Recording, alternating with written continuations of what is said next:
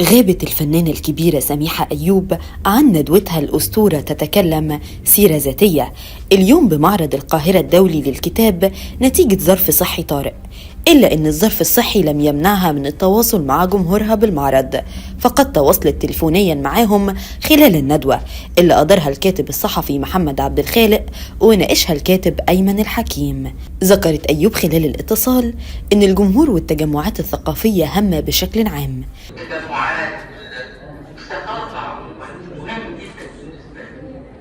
كما وصفت رحلتها في عالم الفن بالألم الممتع لأنها تقدم عملا تحبه ألم ولكنها تستمتع به في نفس الوقت.